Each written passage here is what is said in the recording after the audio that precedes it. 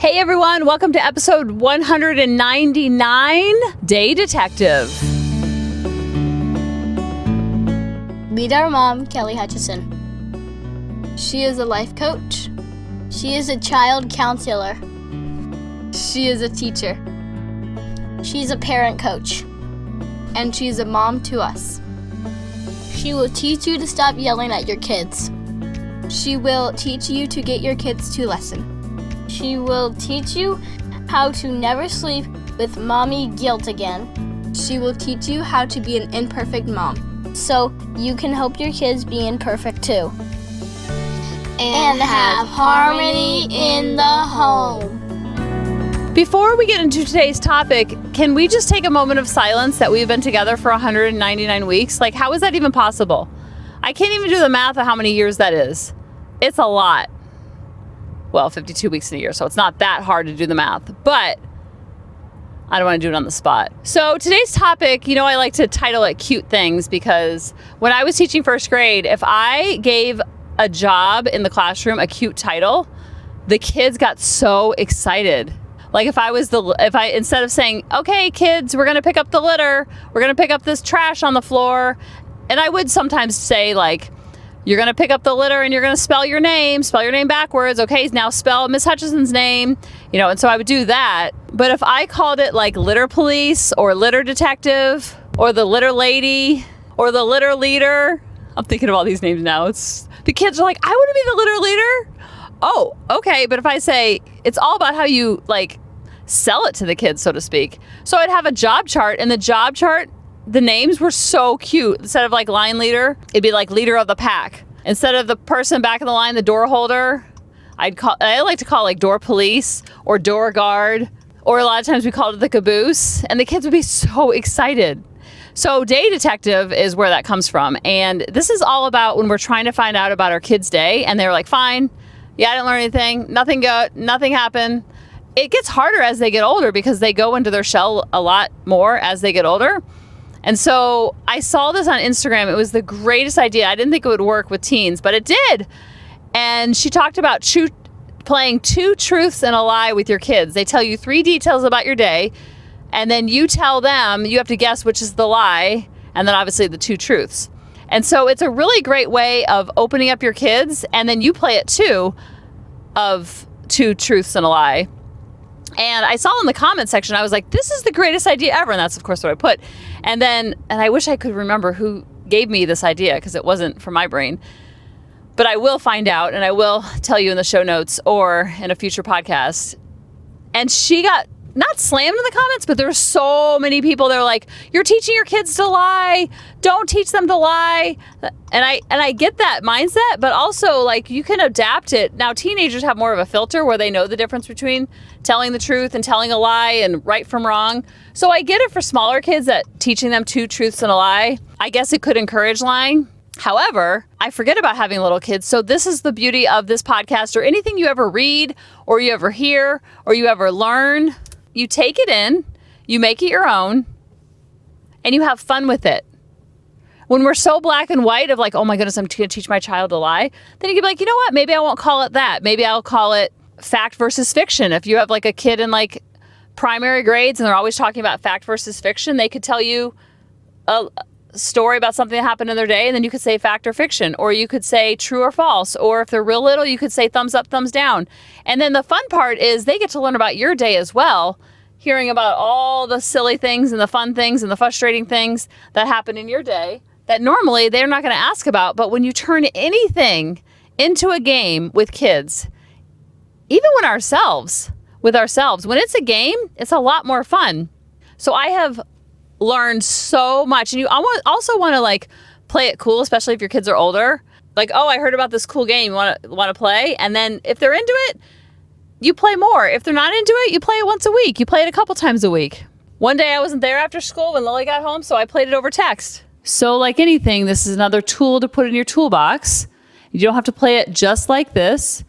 With anything that you learn on this podcast or in life, you want to listen, make it your own, and then create your own magic and connection with your child.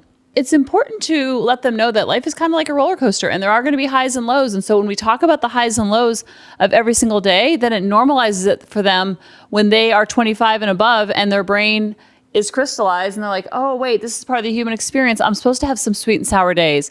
I'm supposed to have some highs and lows. I'm supposed to have a 50-50 experience in life. And when you have the true 50-50 experience, then it allows you to feel it at a much deeper and broader level because you're not so scared of the lows. And then you're not so scared of the highs of enjoying them. Like this too shall pass. It's true for both sides of the coin. It gives you a better understanding of the highs and lows and also to appreciate when it's in the middle too. It doesn't always have to be all high, all low. It can be in the middle too. And nothing has gone wrong. When something has gone wrong and our brain thinks that, then that's when the brain starts to panic. So I asked the Googles, my Google must be like, the things I Google sometimes are so random and so weird. But what I Googled was how to ask about your child's day without asking about your child's day. It's kind of like when they say, tell me you love your dog without telling me you love your dog. And then there's like, everyone posts all their pictures of their dogs, like sleeping in their bed and like going on trips with them and just how they're part of the family. So I loved, this was from TLC, it says 10 questions to ask your child instead of how was your day? Now, are we going to ask them all of these questions? Absolutely not. Are we going to come from fear and lack when they get in the car and immediately ask them about the spelling test? Because when we're immediately asking about the spelling test, that probably is coming from fear and lack. And oh my goodness, you're going to fail out of school in first grade. And you think to yourself, oh my goodness, in first grade, you think, oh no, if she doesn't or he doesn't do well on the spelling test, then that means they're not going to do well in school. And then if they don't do well in school, then they're not going to go to college. And if they don't go to college, then they're going to be homeless and they're going to be asking me for money when they're a 25-year-old and all because of a spelling test. Just watch your brain follow that thread of just keep pulling the string of what's behind the thought process and what's behind the question. Because a lot of times our kids can pick up on it. Kids are energy beings. They can pick up on all of our energy and all of our vibes, so to speak, which we're always talking about. So we're not going to drill them with questions. It's more of a conversation. And when you make it into a game, it makes it a little bit more fun. And it's kind of like being a sneaky chef. Have you ever read that book? I love the book by, I think it's Jerry Seinfeld's wife. And it's called The Sneaky Chef. And it's all about getting healthy ingredients into your kids' foods and doing it in a sneaky way, but not in a devious way, like making brownies and adding flaxseed into their brownies as an example, or making spaghetti and putting extra garlic because garlic's such a good healing spice. So it's kind of like we're being a sneaky investigator by connecting with them. We're being a sneaky connector. So I love these examples, and we don't ask them all. We just pick on one or two to put in our tool belt. But I'm going to give you them all, so I don't want you to get overwhelmed. Like, oh no, all these questions, I have to ask them all. I can't remember any of them, so I'm not going to remember any of them. One time, when the kids were little, I used to ask them who they sat with at lunch. And that was a very tangible way. When they're older, they can talk about their feelings, and I felt this, and then I felt that. Some kids are more in touch with their feelings than others. So don't judge it, just accept it as is. And when you have a soft, low judgment energy, then they're more likely to come out of their shell and open up a little bit more. And if they don't open up, that's okay too. Nothing has gone wrong. So 10 questions. What made you smile today? Oh, I like that one. And a lot of times when you ask the same question day after day, like what made you smile today or two truths and a lie, a lot of times they're going through their day. And if they really like it, then they'll be thinking like, oh, that's something I need to remember for the game after school. Did you like your lunch? What did you have for lunch? Who did you sit with at lunch? Are we going to ask all three? Everyone's answering at the same time. No, we don't ask all three because no one likes to be interrogated. And I can be an interrogator. So that's also what I do on my day-to-day. So sometimes I can interrogate my kids. And that's not fun. I don't like to be interrogated. Have you ever been at a dinner party and someone's just asking you all the things and you're like, why are you asking so many questions? Can we just like hang out? My sister calls it the Barbara Walters. She's like, sometimes we're together and you just Barbara Walters me. I'm like, oh my gosh, that's so annoying. I didn't realize I did that, but now I can see what you're talking about. Who'd you play with at recess? Or what did you play at recess? A lot of times if I ask Grady about his video games, oh man, does he open up? Not that he's playing video games at school, but you always want to connect on things that they're interested in versus things that we're interested in. Because we're interested in like chores and like what did you get in their achievements. So we always want to put that in the back seat. Because unconsciousness usually comes out in three big buckets.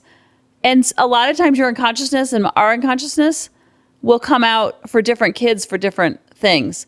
So I see the main buckets it comes out of is behavior, grades, and or sports. Or I'll just say extracurricular, because it could be band, it could be, not that band isn't a sport, but it could be underwater basket weaving, let's just put it that way. So grades, sports, and behavior, and sometimes different ages, different stages, it will come out differently. Like usually one will be in the front, there'll be a primary unconsciousness and then a secondary unconsciousness. And this happens even when you're conscious, you can still be conscious about your unconsciousness, if that makes sense. Like for one of my kids, I'm very unconscious about grades, but I'm consciously unconscious. So I have to constantly watch myself, if that makes sense. And another one, I'm unconscious about their behavior. And so I have to be conscious about my unconsciousness to watch myself and catch myself, don't wreck myself. Does that make sense? So it can be different per child if you have more than one child. And it can change over time too, where the primary will change over time when they're getting older, when they're really young. Like when they're really young, you're not even thinking about grades, but you might be thinking about, oh my goodness, they don't know that many sight words before they even go to preschool. So that might be something that comes up unconsciously. Just be aware of it. We don't want to judge it. We don't want to be mad at it. We just want to be aware of it and be like, I wonder where that's coming from. And then follow that thread to see where it stems from. A lot of my unconsciousness when they were learning to read, that was really a big one for me. And I ran the thread and I kept pulling the string to see where it was, what was detonating it so much. And it was because the first grade teacher and me, like, whoa, I got to teach them reading. So when they're 2 years old, I got to put on the high pressure. We got those DVDs called Baby Can Read. And I was like, we're going to watch this every day for 20 minutes. So just be aware of it. And I was super unconscious. So then the energy behind it could be doing flashcards with a frenetic energy when we're unconscious. But when we're conscious about it, we could still do the flashcards if that's something we choose to do. But the energy behind it is much more playful and fun, not so triggered if they don't remember the word the, because they can't sound it out at 2 years old. Now, does a 2-year-old need to know the word the? But no, that's just an extreme example I'm using to show how crazy our ego can get, especially with our kids, because we think that we're somehow trying to create this protege that has wonderful, perfect behavior. Their grades are always awesome, and they're always excelling at their extracurricular. But that's not humanly possible. So we try to create like this protege of a robot. And then when that doesn't happen in the area that we're most unconscious, that's where we get triggered and our reaction comes from. So just being aware of it, giving ourselves grace and compassion, then we give ourselves grace and compassion, and we allow our kids to have grace and compassion too. And we teach them about that. And I love the mantra, what's meant for our kids will not pass them. I say that a lot to myself, because a lot of times if they don't get into the dance academy that we wanted when they were 3 years old, we think, oh no, they're not going to get in college for dance now. If dancing is in your background, let's just say. So just know that what's meant for them will not pass them. Just keep saying that to yourself over and over, because the brain is freaking out for an imaginary reason. So we just talk it off the ledge. We just calm it down with nice, reassuring energy and reassuring tone. Did you catch anyone doing something funny today? What did you like best about your day?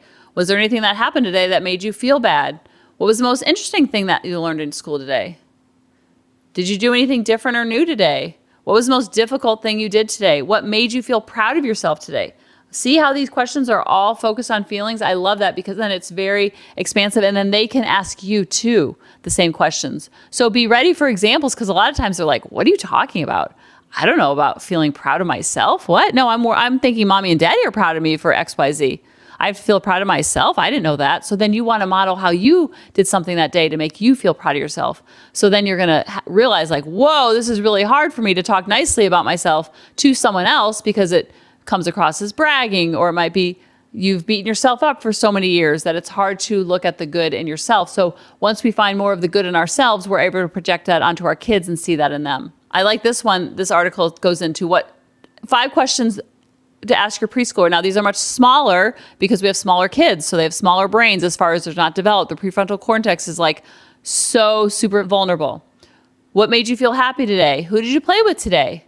What did you eat at lunch today? What made you feel sad? What made you feel happy? What was your favorite activity? And if they're not sure, you could say, do you like when you're in math class, or do you like when you're in math centers or reading centers more? And they're like, I like reading. Oh, really? How come? Oh, yeah, me too. I felt like that too when I was your age.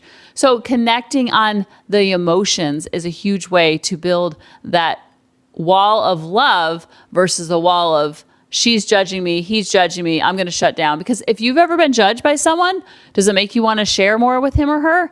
Absolutely not. Our kids are the same way. Our kids are just smaller versions of ourselves with the undeveloped brain. So put these tools in your tool belt, put them in your pocket, pull them out as needed. If this is an area you want to connect with them, and if it's not an area that you really want to connect with, or it's not really, then you can not really a way that your kids are opening up, then just go watch them for a day and see what they're interested in, and then ask them about that. Buy books about that. Suddenly become a Jeopardy champion in that category, whatever it is. And that's how you're going to be a secret detective and be a sneaky detective to connect with them at the heart level. Because when you can connect at the heart level, children feel safe. And when they feel safe, they drop their walls and you build connection. And when you have connection, you have cooperation. I love you guys, and I'll talk to you next week. Bye-bye. Hey mamas, thanks for listening. If you had any ahas, clicks, or those lightning bolt moments while listening, you have to check out my free parenting bootcamp, where we take all of this to the next level and we try to create even more awakenings for ourselves so that we can connect more with our kids and never yell at them again. You can sign up at www.coachingkelly.com. And if you really want to fill up my love cup, send me an email of what your aha was, what your click was, what was that lightning bolt moment while you were listening. I want nothing more in life than for you to have harmony in your home and to learn how to be an imperfect mom like me, which allows your kids to be imperfect too, each and every day. Thanks for listening.